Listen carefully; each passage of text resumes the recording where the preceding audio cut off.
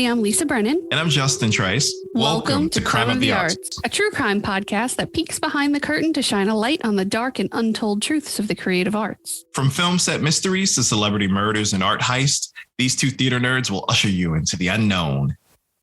This week, I'm going to tell you about the tragic story of the Grammer family. Oh, okay. I'm already invested, and I'm going to tell you. I'm going to tell you about Hulk Hogan's sex tape. Oh man! Already the imagery you've given me, my brain is jacked up because no one wants to look at Hulk Hogan having sex. I thought, but. Definitely not. You're going to tell me. Oh, I'm going to tell you. I know as soon as I said Hulk Hogan sex tape, I'm like, Hulkamania, your brother. You're going to enjoy this tape. Oh, God. Oh. Okay. Well, folks. So, what you got? My story is, my story, I guess one could say it's on a lighter note. Lighter for us. I mean, lighter for you to hear. Lighter. Yeah, it's definitely lighter, but we gonna talk about, listen, we've already covered the Chris Benoit earlier in our show way back when. That was like one of our first few episodes. I decided to come back to wrestling again. And when you think of wrestling, and we said it back then too, and we're saying it now, when you think of the good old days of WWE, or back in our day, WWF, who do you think of? Right away, you think of fucking Macho Man Randy Savage. You think of Hulk Hogan. You think of all these people. Well, here you go. We're going to talk about one of the greatest who ever did it within wrestling. We're going to talk about old Hulky Hulk. I'm just kidding. I had to do that after the Marky Mark thing. But we're going to talk about Hulk Hogan. Hulky Hulk. I never watched the sex tape. I never watched it. But please. I mean, of course you haven't. Listen, there's some diehard wrestling fans that watch it just because it's Hulk Hogan. I'm not that dude. But I was gonna make a joke and say I wouldn't be surprised if like Hulky Hulk or something was in there. I don't know. But oh, Justin. Yeah. Thank God you haven't watched it. I don't know if I can handle hearing about it in any sort of detail. I'm not. I thought about that with this episode. I'm like, do I want to go into detail about what was in this video? Do I not? Because I did write out my script and it has details, but we're not going to do that here. I have not eaten breakfast, so I will not bark. No. You can give me all the detail you need. I'm going to give you basic things without picturing any of it. I want people to go do their homework. If you're truly listening to us, maybe you want to watch the sex tape. We do not need to torture our listeners into them watching the Hulk Hogan sex tape. Justin Trice. Oh, man. So, yeah, today I'm talking about Hulk Hogan. For those of you that are whatever, just living under a rock or you're too young. Hulk Hogan was a prominent American wrestler, which we mentioned, who was able to have a crazy career in wrestling spanning over 35 years. Okay. I mean, he still probably like shows up and like throws a chair at someone, even to this day. We're going to get there. Okay. He's known by many as one of the most iconic wrestlers in the history of the sport. Okay. He competed in multiple different professional wrestling promotions, including New Japan Wrestling, WCW, WWF, WWE, even TNA Wrestling throughout his career. Okay. Outside of that, he was able to find success as a TV personality, an actor, a business owner, while he was still wrestling. Do you remember the reality show? Oh, Lord. Was it Hogan Knows Best or some shit? What was it? Hogan. Oh, is it Hogan? Yeah. Hogan? No. It was Hogan Knows Best. Was it Hogan, or am I confusing that with Chris Lee Knows Best? There's too many reality shows. No. I think that they're both called Whatever Knows Best. Oh, that's really funny. Okay. Yeah. But yes, he did have a reality show. And he did all of that while he was still wrestling. And then even after he retired. So... Yeah, the reality show was after the sex tape, though, right? I think it was before the sex tape, technically going into the sex tape. I don't know. You would have to look that up. I don't know. So I'm that I love reality TV, and I'm even such an asshole that I watched that reality TV show because I like trainers, apparently. Yeah, because Hulk Hogan has had a few incidences. If the show wasn't on during the sex tape, it might have been during another incident that he had, which I briefly will mention later on. Because Hogan Knows Best. Yeah, that's Hogan what it was. Hogan's yeah. So although he's dealt with his fair share of scandals and lawsuits over the years, his infamous sex tape release will forever be known as arguably one of the most controversial and weird incidences he's ever had to deal with in his life. But before I get into that with you, let's give you a little history on Hulk Hogan. Even when I say it, I cringe. Hulk Hogan sex tape. Like, oh, my neck tenses up. Shoulders to my ears, like. And for anyone listening, we're not sex shaming, not at all. It's just. Oh no, I'm just shaming that I don't want to have sex with Hulk Hogan. I'm shaming the fact that I don't want to watch 60-something-year-old Hulk Hogan or however he was back then fucking someone. Justin. Okay. But Hulk Hogan was born under the name of Terry Eugene Boella. That's right, it's Terry. His name's Terry. And he's such a Terry.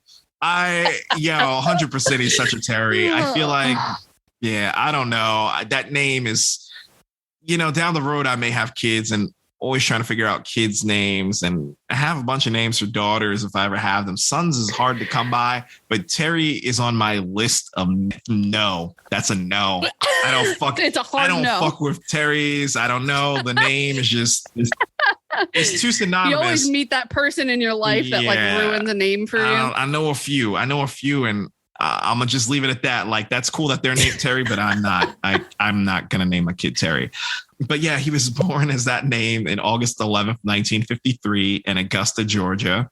His father was a construction foreman that was of Italian descent, and his mother was a dance teacher that was both of French and Scottish descent. So the family moved to Port Tampa, Florida, when he was just 1.5 years old, where he initially started playing baseball and becoming a pitcher for his little league team. Growing up there, he was actually scouted by the Cincinnati Reds and New York Yankees, but he suffered from an injury that forced him to end his baseball career. Oh man, that's rough. How crazy is that? When you think about him, he doesn't look anything like a baseball player. Definitely not. I mean, he's tall, but all of that weight is not conducive to running around bases. Well, I would have to see what he was like in high school. He was probably built like you. Yeah, he was probably lean. So that would have worked out. But yeah, I can't picture current Hulk Hogan, which, let's face it, at some point he clearly did some steroids too. But yeah. He's just a beast of a man. He's he's like the Rock people in Frozen 2. You don't have kids, you don't know what I'm talking about. But he is. I saw Frozen 2, but kids. Yes, I got you. Yes, I still watch kids' films that are, but yeah. He does have that, and he needs to get rid of that fucking handlebar mustache. But whatever, we'll talk about that later. Justin, we're going to talk about the mustache later because I have something about. The mustache talk about it now. Let's do it. It's just, it bothers me, and he's getting older, and it's getting thinner. It's not even handlebars, okay? It's like, so here's my thing about the mustache. My father, my dad. Yeah. My dad and I am like his clone, except I'm a girl and he's a man, and he's got a big mustache. He's a retired FDNY fireman from New York. Grew up in Brooklyn, so he's like all the stereotypes that you would imagine. With that being said, my father has repeatedly grown that Hulk Hogan mustache. Oh. He'd have a beard one day, and I'd come down the stairs, and then it would be the Hulk Hogan mustache. I'd be like, Dad, what is happening on your face? I've never seen him with that. I've seen him with him with the regular stash, and again, the stash fits him. He looked good with it, and it does. It suits him. It suits him very well. But if I would have seen Lorenzo with that mustache, it would have weirded me the fuck out. And it was dark, and it was like straight down, like the width of 2 fingers. All the way. To the chin. That bothers me so much. And it's always bothered me. But like I said, Hulk Hogan's is thinning out more, and it's white now. And the thing is, to me, it's like, I don't even know what to call that shit. It's like mutton chops, but for your mouth. I don't know. Yes, that's a good description. If nobody knows what this mustache looks like, it's mutton chops, but they're in the middle of your face instead of the sides. Yeah, it's rough. It's a rough mustache. The mid-mutton. Hashtag mid-month. Yeah, we're gonna coin that. During his high school years, he began to watch professional wrestling starting at the age of like 16, and he fell in love with the sport. He's like, man, I'm really into this. He was obsessing over it, talking about it, watching it 24/7. He idolized Dusty Rhodes and like superstar Billy Graham, who were both iconic wrestlers during the time he first started watching wrestling in the late 60s and 70s. So while he ended up going to college, he started a band called Ruckus. That's a great band name. It is. Ruckus. It is. And he played the bass. I'm just picturing Hulk Hogan. Again, I picture him as he is now. So I just picture him like, yeah, brother, like playing the bass. Boom, boom, boom, boom, boom, boom, boom. Yeah. Oh, my dad also plays the bass. So I just have an image of my dad playing the bass with the Hulk Hogan mustache. That's pretty funny. I should have learned how to play the bass. I tried to learn the guitar for a while. Everyone's like, you got the fingers for the bass. You have more of a drummer's figure, my friend. You got those long arms. Yeah, but I don't have the coordination to be. I can't do it. It's not in me. It's like that old Hanna-Barbera. I don't know what cartoon it was, but the intro, it always had like the squid playing the drums. That's how I would look, but I wouldn't be as coordinated. I wouldn't. Yeah. Hilarious. But yeah, he started that band called Ruckus, and he was a bass player. There was 2 other local musicians he was with, and they began performing at venues where local venues where some of the wrestlers who were competing in the area frequently visited. So it was there at one of the local bars where he was noticed by a pro wrestling tag team tandem, the Briscoe brothers, who were impressed by his physique. And they asked a local wrestling trainer by the name of Hiro Matsudo, which some people know from the Championship Wrestling for Florida CWF circuit, to help train him. So, yeah, picture that. The Briscoe brothers. Why does that sound so familiar? I mean, you might have seen them maybe be inducted into the Hall of Fame or things like that, because they were their career started ending towards the late 80s, early 90s. Oh, yeah. No, oh, my God. I was going to pull up a photo for you. That's you found not what I was expecting. They look like a bunch of cavemen rednecks. Yeah, no, but you've seen them before. Yeah. I think that I was thinking of the Dudley Boys. They were great. They're still great. But yeah, no, Driscoll's a whole different thing. And if you watch... Yeah, totally different. If you watch, what am I thinking of? Heels with Stephen Amell on Stars. Great fucking drama, whether you're into wrestling or not. It's a wrestling drama. His family owns the wrestling. What's it called? Heels. Heels. Because, Heel is the villain in wrestling. It's the guy who has to play bad. Mm-hmm. If you haven't watched that show, Lisa, you need to. The first season's already out. Season 2 comes out soon. But what is it on? It's on Stars. It's like 8 to 10 episodes. It's really good, whether you're into wrestling or not. But what I was getting at is they have like a team that's like a Driscoll Brothers knockoff, but it's a guy and a girl on that show briefly. So you see them looking like redneck cavemen. That's what it's a nod to. But it's crazy. So like once he accepted that offer made by the Briscoe brothers, he quit the band that he was in, and he started to tell everyone around town that he was going to become a wrestler. So he trained with Hiro Matsuda for over a year before wrestling in his first match in CWF, which was the Championship Wrestling for Florida. And he first fought under the moniker the Super Destroyer. Lame. Oh, that's very 70s, 80s appropriate for titles. Fair enough. But, sorry, I knocked the mic. Even donning a mask is part of the wrestling outfit. After he had gained some experience wrestling at local wrestling circuits and in the Southeast, he made his first appearance in WWF as Hulk Hogan and began wrestling in different venues across the country as part of their roster. So he then spent the next 5 years splitting time between wrestling overseas in Japan for New Japan Wrestling and for the American Wrestling Association, which is known as AWA, where he continued to hone his craft, even making his first appearance in movies when he appeared in Rocky III. I don't know if anybody remembers that. He was in Rocky III doing a charity fight with Rocky. He was called Thunder Lips or something. don't remember. And Rocky's like, Lips. let's let's just have a good time. Let's do what we do. And he's like, I'm gonna destroy you. And he's like, let's just keep it for the kids. And fucking Hulk Hogan starts fucking him up. I gotta look up Thunder Lips. Hold on, please. Yeah. Thunder Lips, Rocky 3. Yeah, I thought it was Thunder Lips. I mean, he looks old. He is. Yeah. No, it's Thunder Lips.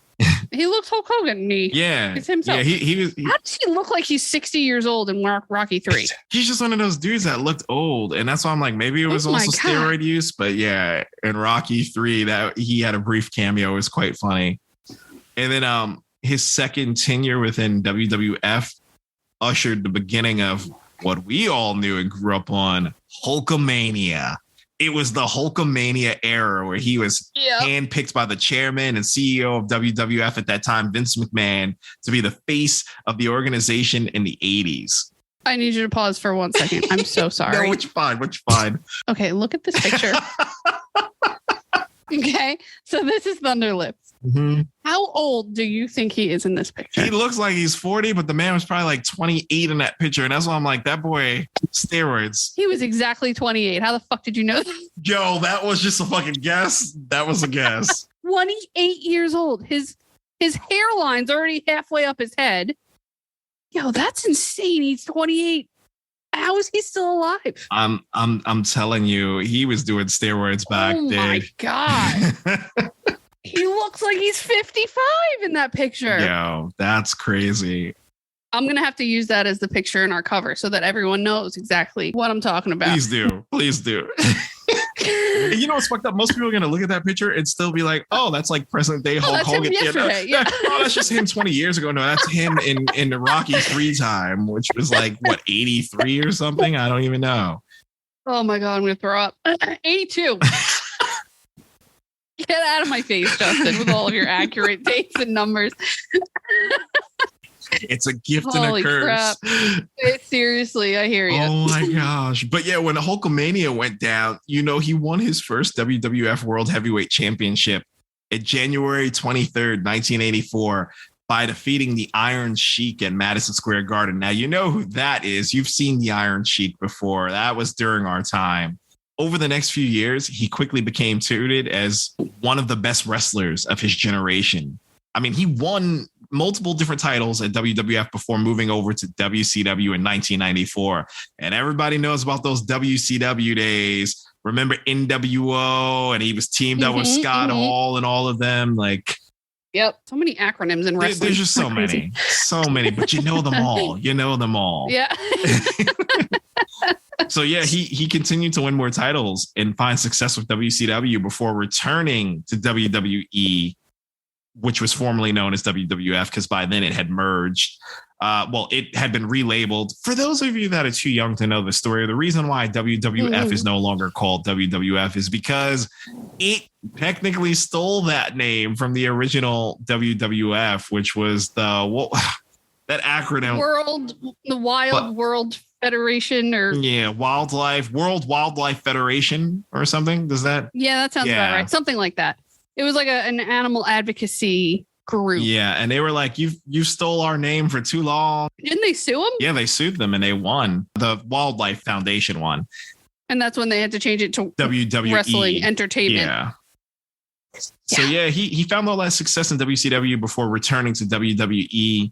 And he had a brief stint in TNA wrestling in the 2000s before he retired. Yeah, that was another thing. Back in the day, all these wrestling companies came up and thought they were going to rise to the challenge of becoming WWE, right. And it never worked out. And in the end, it's like either Vince McMahon bought these companies or the other wrestlers would just go there to piss off Vince until they could get better contract renewal.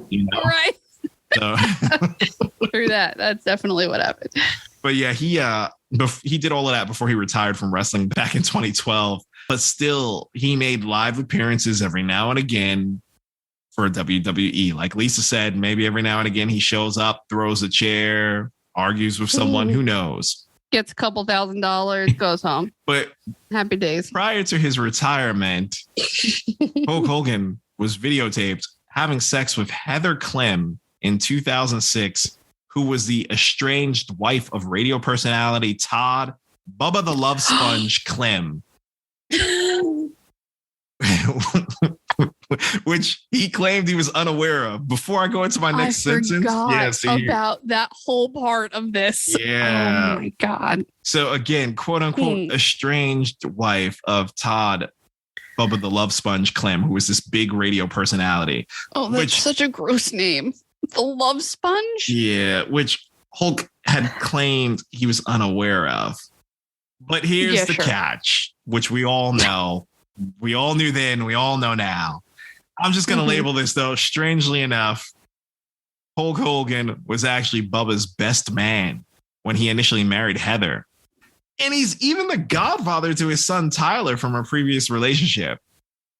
Perfect. So, yeah, you didn't know that they were married. Okay. See, this is what this is the bullshit people used to pull before social media. I mean, granted, this still happened in a social media age, but we were still in that phase of loving one another, and social media was just used for uplifting shit. We weren't. Nowadays, anything goes down, and I hate to bring this up now, but like Adam Levine, Adam Levine, somebody was like, oh, you cheated on your wife. He's like, no, I never cheated on her. I only sent the. And then 10 other women came out and they were like, bitch, you're lying. But he's like, here's my receipt. He's like, I only sent the text saying, could I name my daughter after you? And then that same woman went to social media and everybody did their research. They leaked everything out. They spread it everywhere. And like, you had an affair with that woman. You're trying to play it off. But Justin, have you been reading like the memes on? I've been collecting them. I've just been hoarding all of these fucking Adam Levine memes. Crying yesterday reading things people are writing on Twitter. Oh my God, it was so funny. People are very funny. No, people are very funny. And that's the thing, like Hulk Hogan, around the time that he did this 2006, we were still in that la-di-da lovey phase, which I missed that phase, the inspirational phase of social media.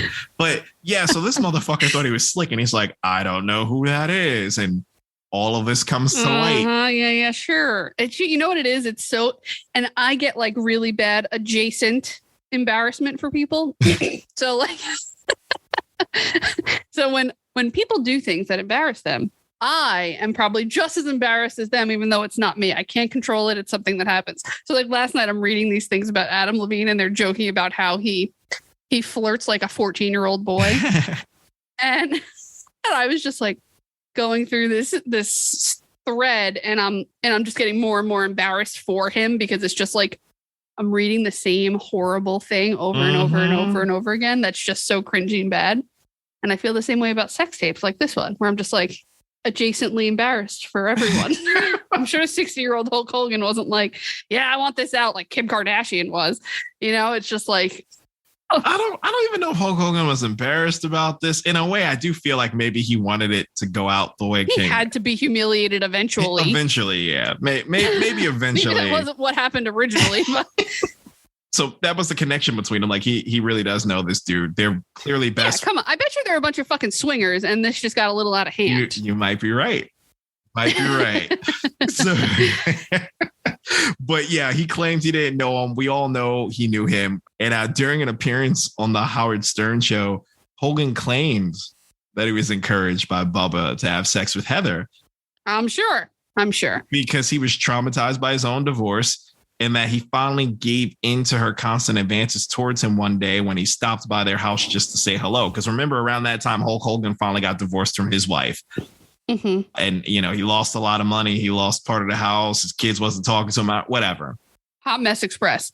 Hot mess express indeed.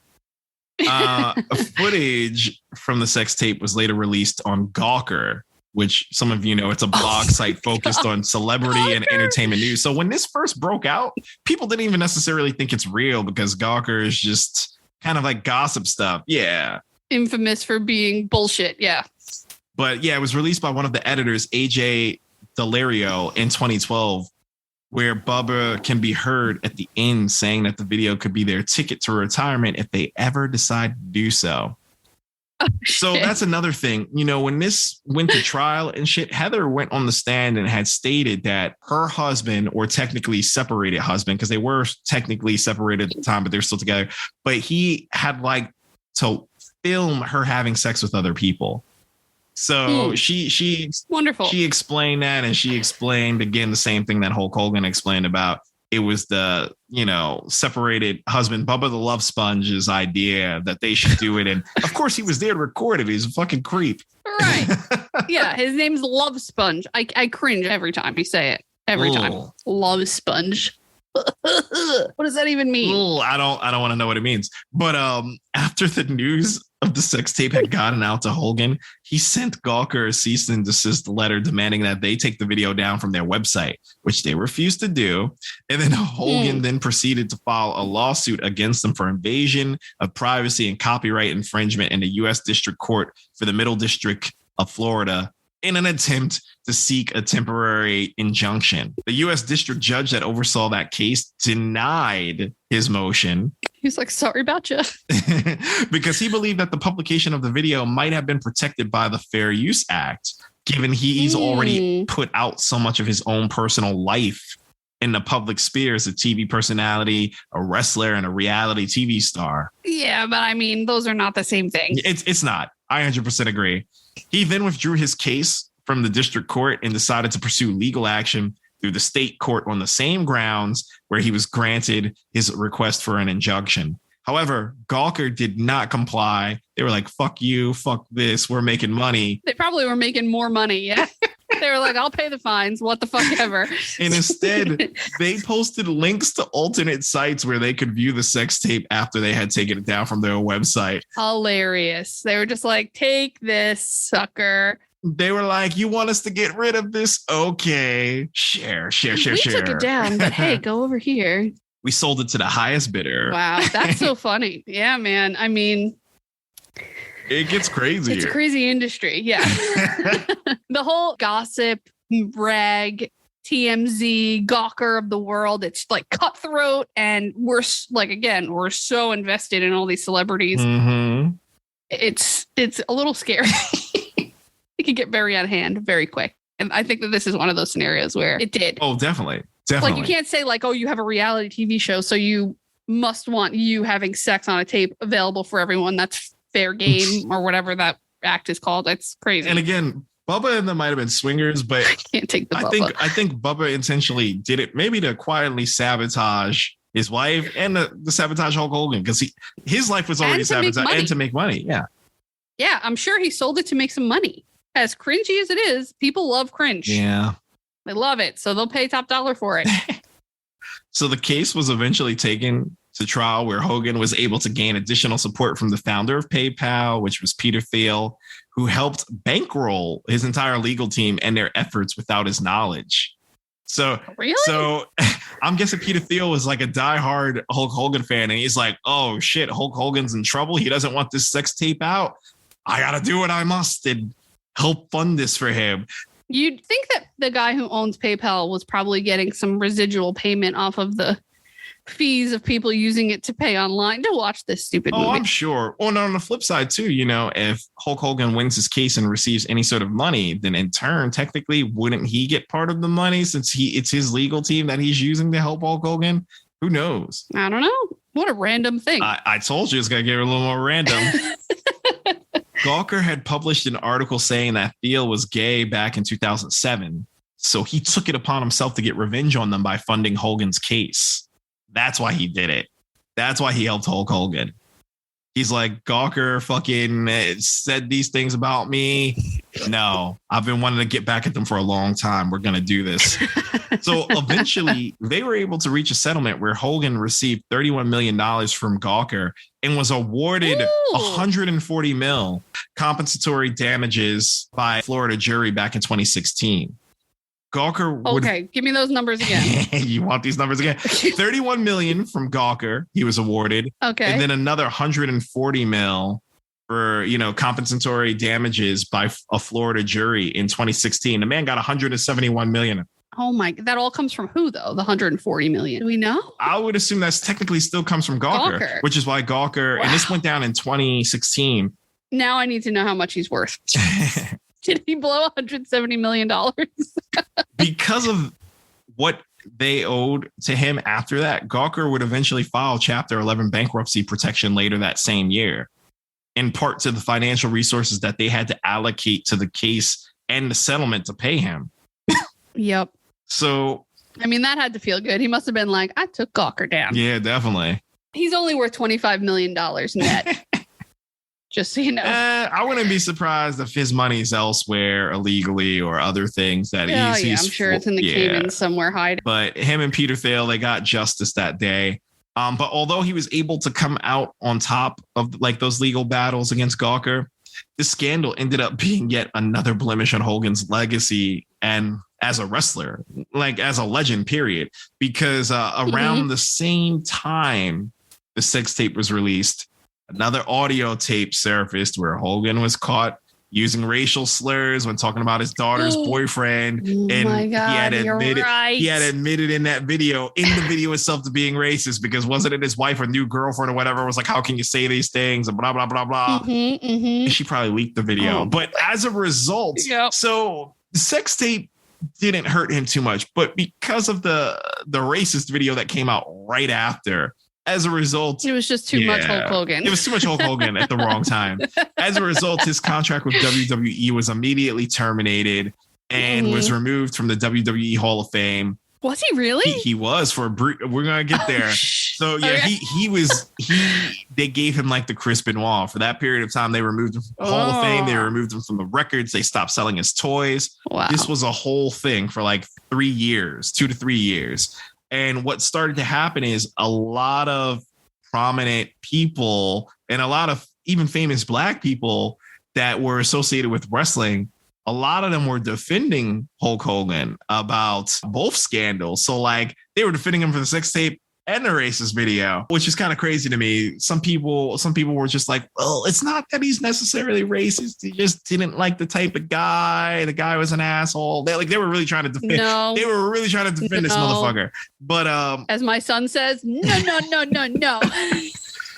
So, no. That's bullshit. They came to his defense and they said his scandals were not indicative of the person that he was. After all these people started defending him, he was reinstated. It was like the switch was flipped back on. He's one of the only uncanceled people in the world. He's one of the only, and you know, nothing stays the same forever. I mean, we could wake up tomorrow and social media decides to go back to this incident and he may be canceled. And then they'll find a tape from 30 years ago and re-cancel his ass. Man.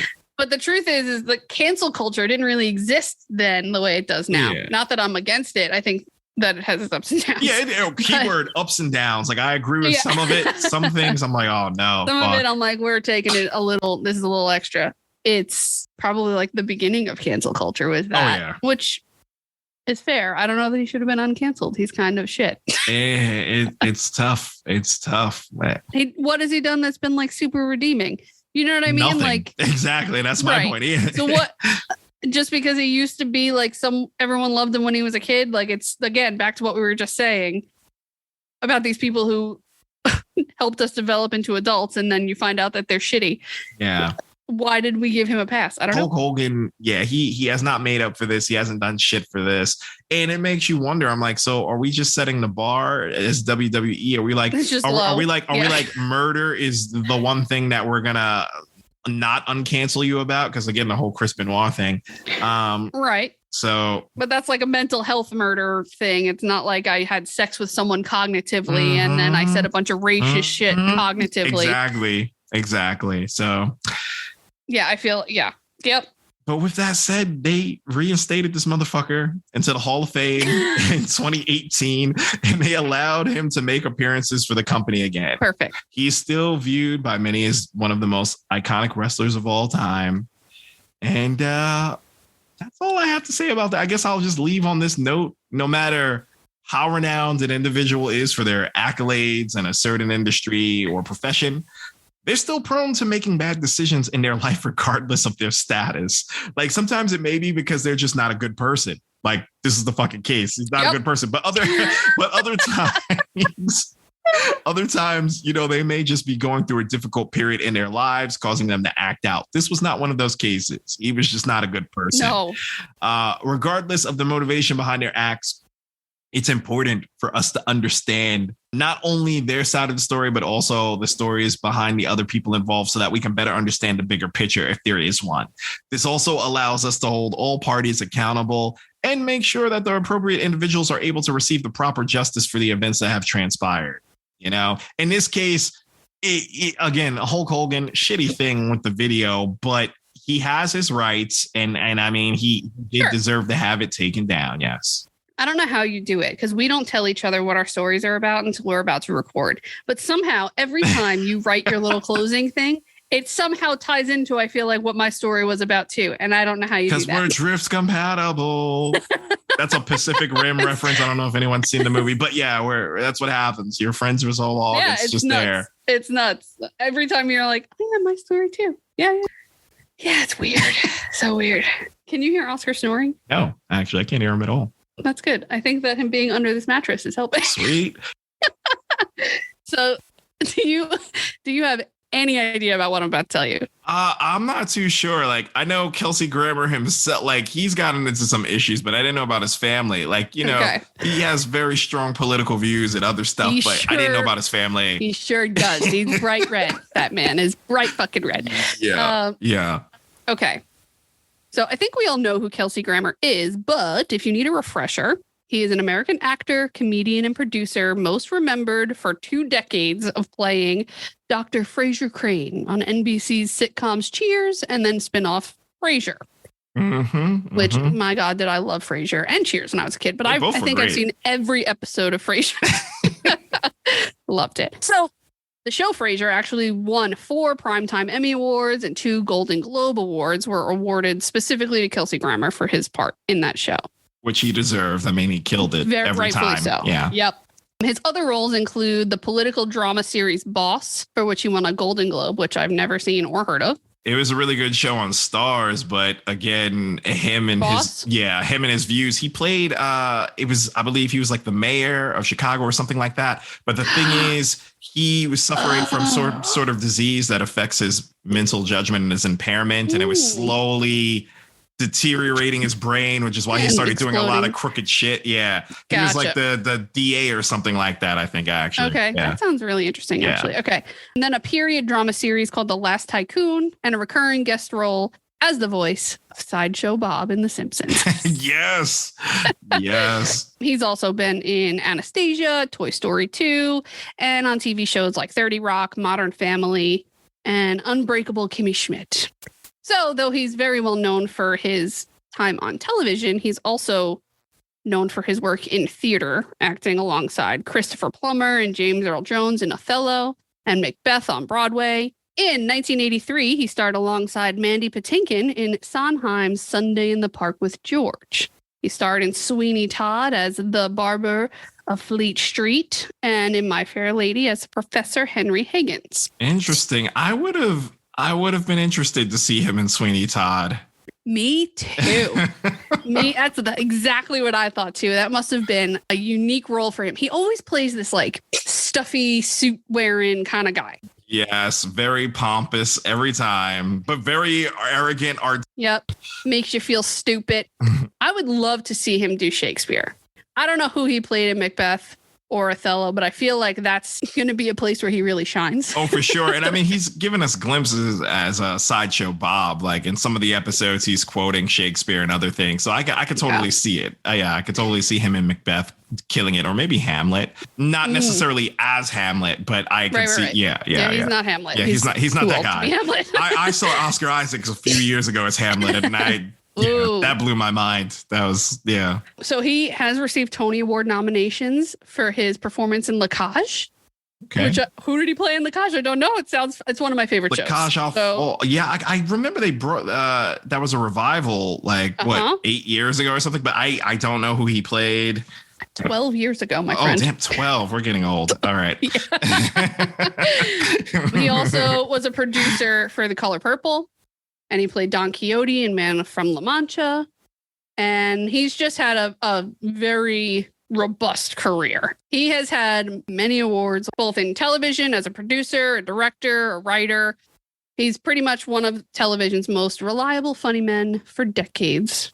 But in his real life, his family and himself have endured several unimaginable tragedies. Like, wow, okay. I had no idea. I would not have expected any of that, but okay. Okay, so let's give you the backstory.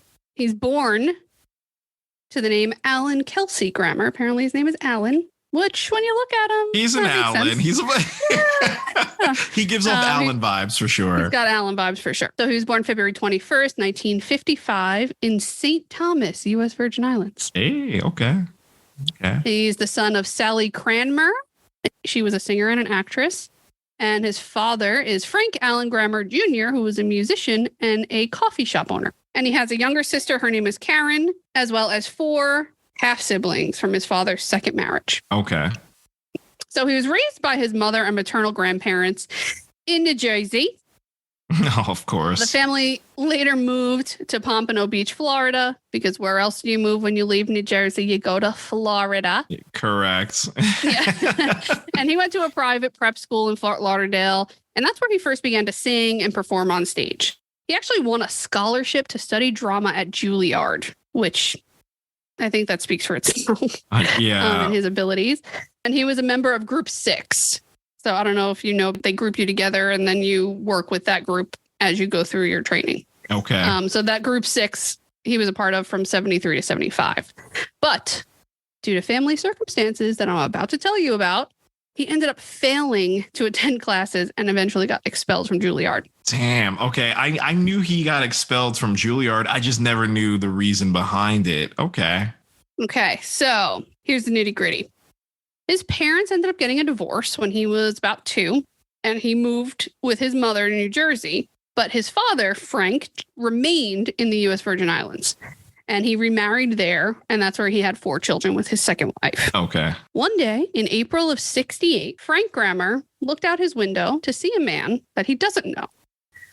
And that man set fire to his car outside of his family home. So what would you do if you saw a man setting your fucking car on fire outside your house? Me personally, I'm calling the cops. I'm grabbing a bat. I might not go outside though. I would want the person to come into my house, the territory, so legally I can whoop their ass. Well, I don't know what the rules are in St. Thomas. Yeah. I feel like the rules are probably looser different. There. Yeah, a little looser. So I'm guessing he went out there. So Frank went outside to confront this stranger who was doing this. And this stranger shot him twice. Fuck. Unprovoked. Just him being like, what the fuck are you doing? This man shot Frank Grammer. Grammer's wife later testified that she had to pull Frank's body from in front of a car as that man threatened to then run him over with the car as he was leaving. Whoa. And Frank Grammer died from those gunshot wounds. Kelsey was 13 years old at the time that his father was murdered. That is insane. Are we going to find out a connection here, who that man was and why he did what he did? Okay. Okay, hold on there. Okay. Arthur Bevin Niles was a 29-year-old taxi driver.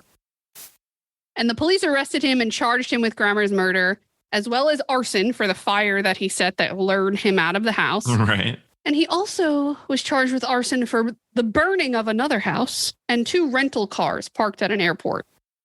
Oh my gosh.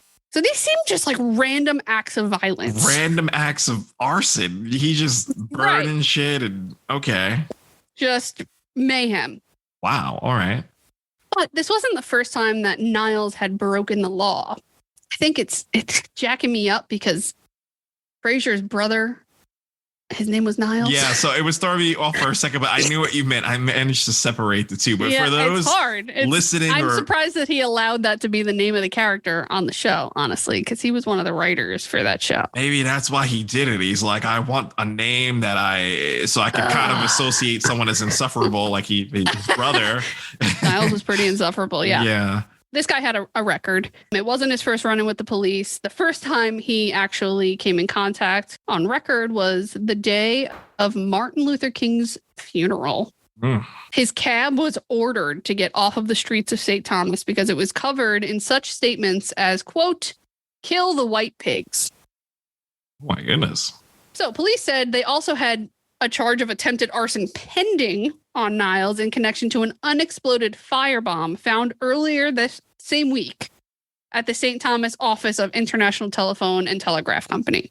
So this guy was kind of just like running around trying to blow shit up. All the time. Yeah, apparently. Yeah, obviously this man is deranged in some way. He was found not guilty of murder due to insanity, and he spent decades in a psychiatric ward before he was released in 1994. Again, in 2003, he was locked up again after threatening to kill a judge who had placed a restraining order on him. So, like, let's just keep him in there. Yeah. He's proven enough that he just should stay. Get him, throw away the key, put him in a psychiatric ward, work that out. Give him the help he needs, give him the drugs he needs. He's obviously a menace to society, tried to light everything in St. Thomas. Clearly. Tragedy number 1. Unprovoked murder of his father when he was a preteen. 7 years after losing his father, a 20-year-old Kelsey Grammer also lost his younger sister in one of the most horrific circumstances imaginable. Oh my God. Okay, no, I didn't know about any of this. I don't know if it paints a different picture of like his actions Why that he we've is the way spoken he about. is now. Yeah. According to published reports, in 1975, 2 young men, one named Freddie Glenn and the other Michael Corbett, attempted to rob a Red Lobster restaurant in Colorado Springs. Why you would choose to rob a Red Lobster, I'm not sure, because I can't imagine there's much money.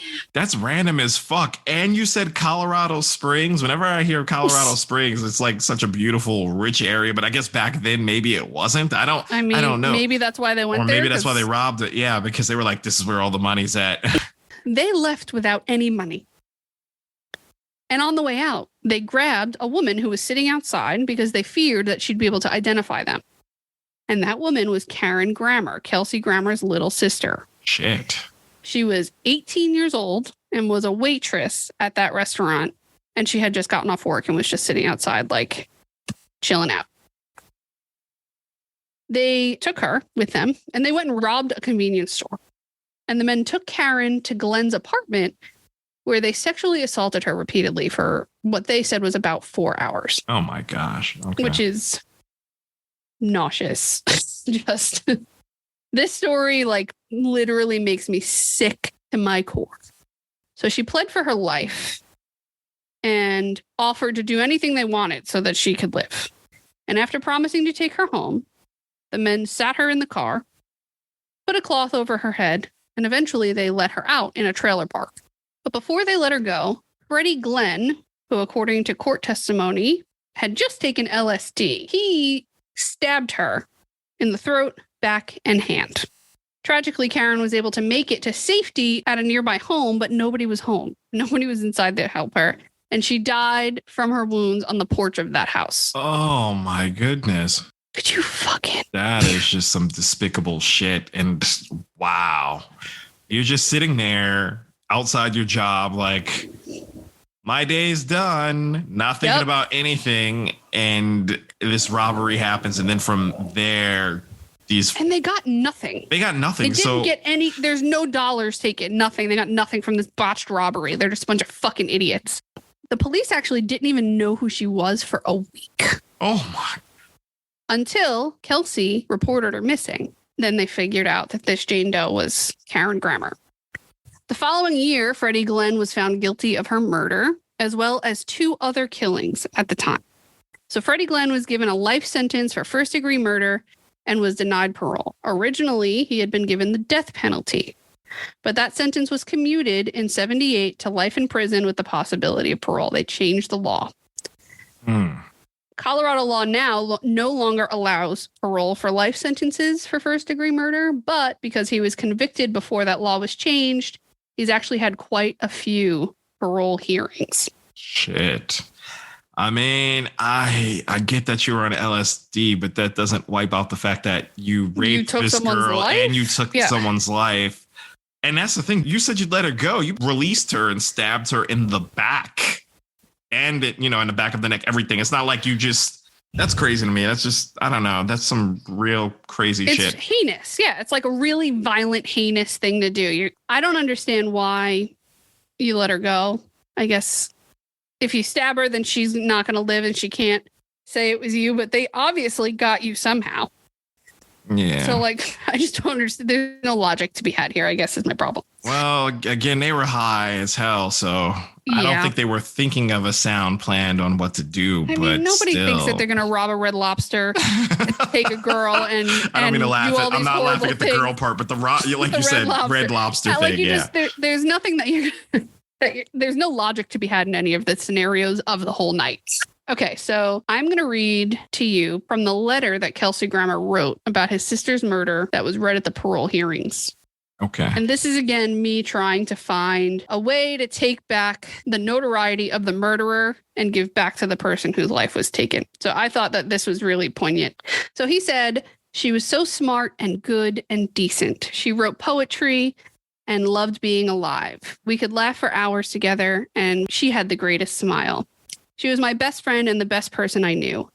She had so much to live for. I loved my sister Karen. I miss her. I miss her in my bones. And I was her big brother, and I was supposed to protect her, and I couldn't. I've never gotten over it. I was supposed to save her, and I could not. It very nearly destroyed me. I knew it destroyed my grandmother, who spoke very little after Karen's death and died 3 years later. My mother was broken by it. She continued to live her life with a grief that colored her remaining years. Forgiveness allows me to live my life. It allows me to love my children and my wife and the days that I have left with them. But I can never escape the horror of what happened to my sister. I can never accept the notion that he can pay for that nightmare with anything less than his life. We all make choices. He made his. Surely a man who has killed so many must never take a single breath as a free man again. That's that's very powerful. Yeah. And I just hear his voice as you're saying it. Yeah, you can hear his cadence. I don't do it any justice compared to what I'm sure he did. So the other person, Michael Corbett, was also convicted of the same set of murders that Freddie Glenn was convicted of. They were convicted of 3 murders in total. Okay. One is of Karen Grammer, and the other 2 I'm about to tell you about. And this is all in the same time frame, like all in the same few weeks. Jeez. Okay. So they all worked on one of the military bases, and Michael Corbett, and at the time, I mean, Freddie Glenn was 18 years old when he killed her. He was a kid. Oh, see that grown men. That I didn't know. I was just assuming they were grown, but that would also add to why they couldn't plan a robbery the way they should have. Yeah, they're young idiots. Okay. So these 2 men, Freddie Glenn, Michael Corbett, fatally shot a 4 Seasons hotel cook named Daniel Von Loan during a robbery that is said to have netted 50 cents. 50 fucking cents. They took 50 cents. Why would you even take it? Okay, again, are these were they trying to rob these places for money, or is this just a game for them? They're just trying to see if they can go into a place and escape out of the place. I'm trying to I don't know. I mean, if they're doing LSD, they're probably doing other drugs. Maybe this is like financially fueled to get money to do more things. I guess, yeah. Who knows? I mean, I guess 50 cents gets you somewhere, but I mean, it doesn't really fucking seem worth taking a life. And then just over 1 week later, the pair killed another Fort Carson soldier named Winfred Profit during a drug deal gone wrong. Was this person trying to sell them drugs, or it's just a drug deal gone wrong? It didn't say who was selling who. I'm going to imagine. No, I can't make that assumption. Okay. Yeah, I don't know. It just says drug deal gone wrong in the papers that I read.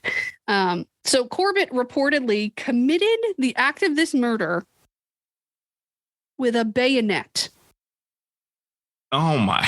Wow. Just in your face. Because I don't know. I'm just trying to rationalize. Well, first of all, where the fuck did you get a bayonet from? That was going to be my question to you. And that's why I was just trying to rationalize the scenario that's happening right here. Drug deal gone wrong with a military person.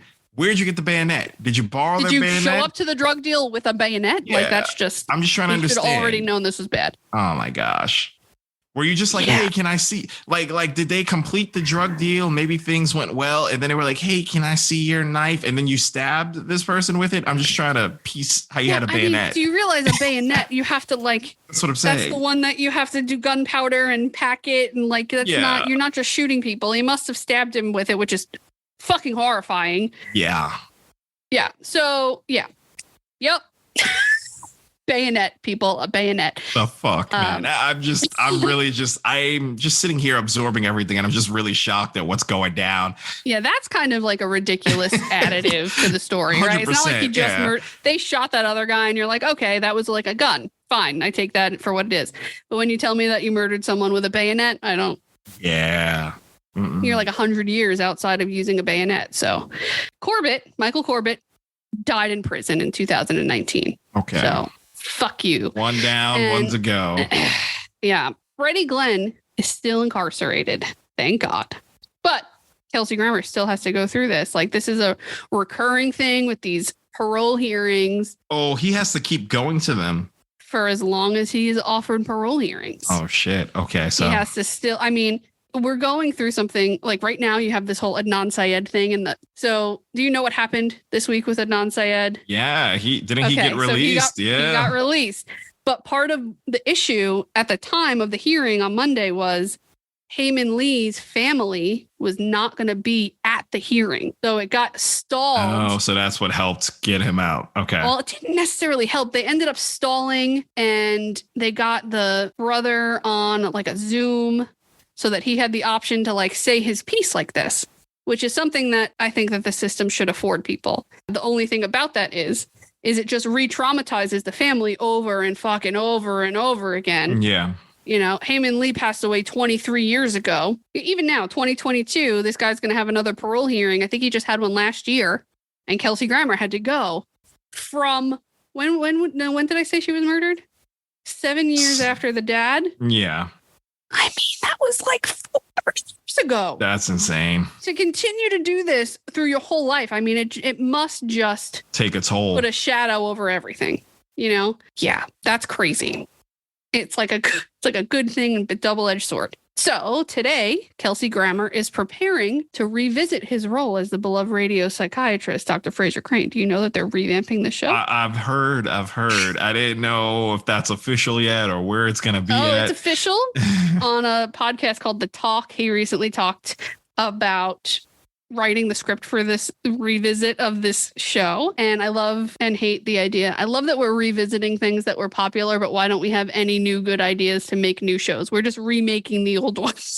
I agree to an extent. You know what it is, though? It's like the Cobra Kai effect, because Cobra Kai really... I feel like that's a perfect example. Well, but Cobra Kai, none of us expected it to be this good, but it's really good. And that show does it correctly. Like, it's a revival, but it corrects its own thing. Yeah, it's its own thing, and it corrects the wrongs of the other films. Like Karate Kid 2, I used to hate that. I thought it was the worst Karate Kid film, but because of this show now, with what they've added and like the character development, now you can go back and appreciate it. But everything else is just like a revival for cash grab or a dramatic reboot, like the Fresh Prince of Bel-Air shit, which I'm never going to watch. And it's not because of the Will Smith slap. It's because I don't need to see a dramatic version of Fresh Prince of Bel-Air. That's not what the show was. It had its moments of that, but that's not what. Yep.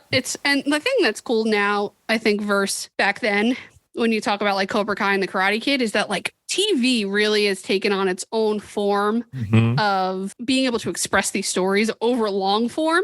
And people are really committed to that versus movies that are only an hour and a half. Exactly.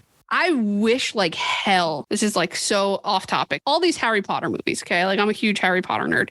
I've read all the books multiple times, fucking love them. The movies are good. The books are better.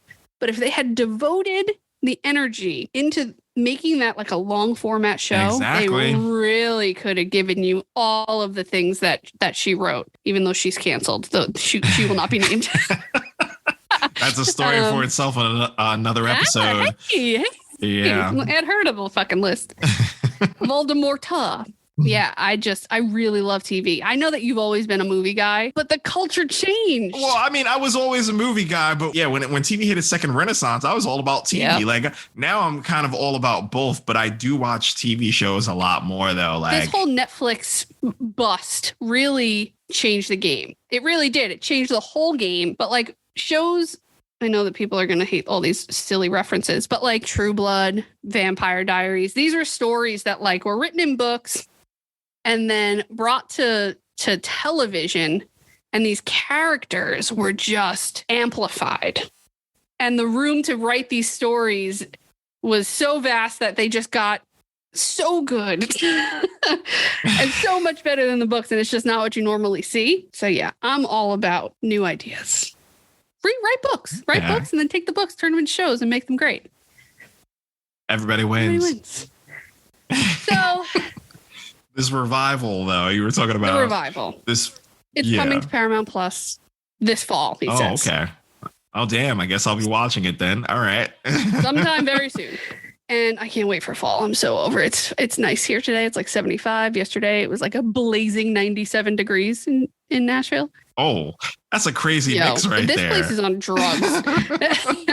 So I digress. Despite the tragic deaths that plague the Grammer family, Kelsey Grammer has been able to live a pretty robust, incredible life. Right. He shares his abilities and his way to express emotion through his acting skills. And I think that that's probably a really good outlet for like all of that energy that this kind of thing just creates in your life. Yeah. So that is the tragic story of the Grammer family. Oh my goodness. Who fucking knew? Not me.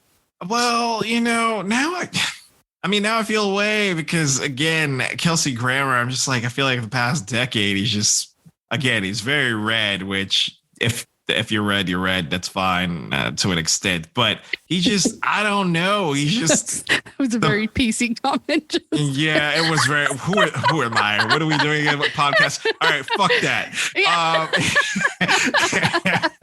I don't know why we're trying to go neutral now. We damn sure haven't this whole. It is what it is. But again, it's not even just that he's red. Like Kelsey Grammer, man, he writes a lot of very pompous shit, and it's not even just about the politics. Like after a while, I just felt like he developed this, or maybe he always had this oversized ego, and it's just been inflated by everyone pandering to how good he is and Frasier and all these other things. He's just kind of an asshole. If you ever follow him on Twitter, you're going to see it all the time. He's just kind of a fucking asshole. Twitter made a bunch of keyboard tough guys.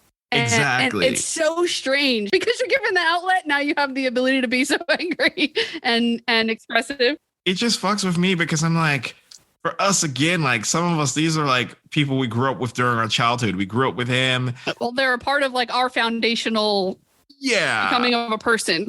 They're part of our developmental aspects. And, you see them in one way and then Twitter reveals all this shit and you're like, ugh. And for me, there was a period of time when I was like, man, my whole childhood, they're just all assholes. It's kind of like, girls sometimes that, they look back and they're like, man, I dated a lot of fuckboys or assholes. It's like, that's the effect. Yes, it's the I do know. fuckboy effect on social media. I'm over here going, man, I was into a lot of assholes. Like even Kevin Sorbo, Hercules, loved that fucking show as a kid. That is my childhood. That set me on the path of like whatever, science fiction, entertainment, you name it. Yep. And it's like Kevin Sorbo's on that fucking list, but he's just an asshole on Twitter. He's always picking fights about shit for no reason. Do you know who mine is?